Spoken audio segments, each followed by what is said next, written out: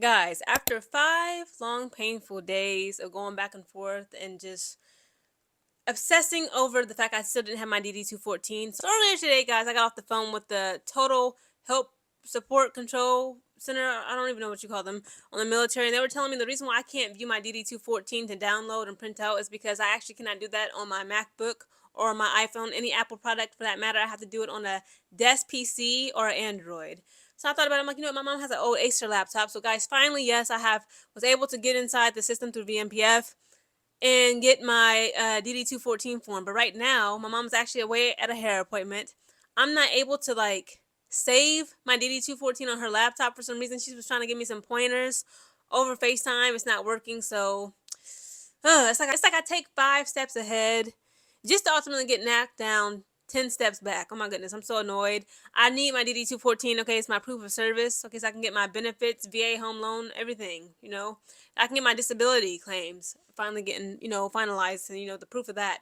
So I'm right there, guys. I'm just at the tip of the iceberg. I'm at the tip of the freaking, I don't even know, mountain. I just gotta wait for my mom to come back from her hair appointment, and hopefully she can make her laptop act like I got some sense so I can download my DD-214 and email it to me so I can at least print off about 10 to 15 copies. But guys, I got some updates, okay, for you regarding the WNBA. Okay, I missed the WNBA. I'm not sure about y'all, okay? But the WNBA and that CBA deadline, okay, it was a lot of pressure on them. It was a lot of pressure on both sides. People were saying, you know what, the players need to concede. The powers that be, okay, the big wigs of the WNBA, whatever you want to call them, they need to concede, okay?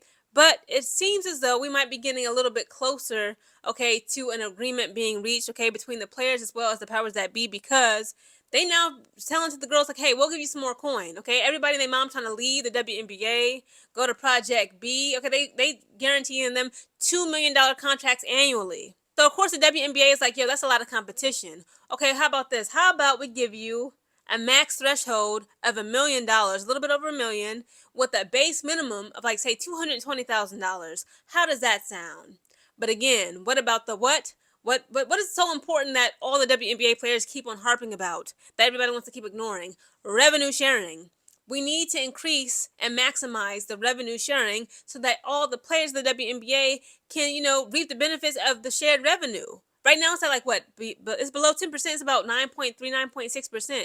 Whereas the NBA, it's at 49%. The players of the NBA, okay, NBA players have a 49% revenue sharing. Whereas the WNBA players, theirs is less than 10%. Criminal. Guys, we now have just 12 days left, okay, before the new and latest CBA deadline, okay, that will also expire, okay, so we're just 12 days away. Remember, the first original deadline, okay, for the CBA agreement was to be reached October 31st, okay, that was Halloween Day, that was spooky season. It then came and when they said, okay, fine, until we can come up with an agreement, we shall give you guys an extension to this deadline. That deadline extension is just 12 days away, and right now, it seems like, things are moving along, but again, the revenue sharing and the bits and pieces are still have not become officially finalized.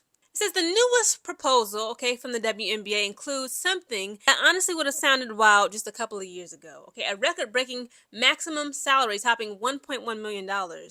And more than one player per team could reach that number. This is all part of a revamped revenue sharing model, one that will grow every year and aims to completely shift how players are compensated. So this is what the sources say. This is the updated CBA proposal. It consists of a league minimum salary that will exceed $220,000. So it don't matter if you're in your first year rookie contract, okay? You will be making, as a woman, annually in the WNBA at least $220,000. The average salary will rise above $460,000, and more than 180 players will see their salaries increase, and these increases will grow annually. It says those salaries would rise at a higher rate than previous CBA cycles, giving players long-term financial security. Again, guys, Project B continues to pull big names. Okay, first they had Nneka Ogwumike, and now they've got Alyssa Thomas, and it's rumored they're getting more people. Okay, they said that they don't want to actually, reveal all the names, the big wigs, the WNBA players, okay, that the WNBA league consists of, that are now leaving, not leaving, I don't want to say they're leaving the WNBA for Project B, but they are signing the documents. They're saying, enough is enough. The players are saying, enough is enough. Right now, as it currently stands, Project B, they said, is not in direct competition with the WNBA because it will be consisting of players playing in both Asia and Europe, okay, during the WNBA's offseason. I believe it's October through March, I believe. Okay, so that's enough time for players to actually leave Project B, go to training camp for the WNBA, and be able to actually return to their WNBA respective teams. It says after Nneka made the jump, Alyssa Thomas followed shortly after, which basically signals that this could be her final season and unrivaled. And now Jonquel Jones just joined the list too. The New York Liberty Star announced on Monday that she's officially signed with Project B, landing the 2021 WNBA MVP in the 2024 Finals. MVP is huge for Project B. It's huge for Project B and says a lot about the league's pool right now. Then Jewel Lloyd, guys, she just revealed on Tuesday that she is also committing to Project B. She made the announcement on social media, and this isn't all. Reports say Project B plans to feature a total of 66 players, and even Brittany Griner is expected to be amongst the potential signings. And again, guys, Brittany Griner is still dealing with the trauma of her being locked up for 10 months, okay, in a freaking, I want to say a Russian gulag, pretty much, okay, but it was a penitentiary system, okay, that consists of her having to do hard labor, okay, and she said, I'll never go overseas. Project B said, we'll be in Europe, we'll be in Asia. You want $2 million annually? Come to Death Row Records, okay? And the WNBA players are like, okay, then we will jump aboard. Again, it is tempting right now because, again, I just got out the military. If somebody would say to me, you can play basketball in our league, play professional basketball, the game that you love, and even if you're a rookie contract, we guarantee that we'll pay you over $220,000. Average salary, regardless of players, will be over $460,000 with a maximum potential. Okay, if you one of the big ones, okay, if you one of them ones, your potential to max out the salary being $1.1 million. I'll be like, okay, you know what? I ain't gonna be too greedy. I'm gonna sign on the dotted line for the agreement deal for the latest and the greatest CBA agreement. But right now, again, what the players are pushing for and fighting for is what? Revenue sharing. They need that to increase that revenue sharing for the players to get more money in their pot. Okay, and I don't blame them. But again, guys, I ain't gonna lie. Okay, freaking Project B is doubling it up. Okay, they saying, okay, the WNBA will pay y'all $1.1 million. We'll give you more than $2 million annually.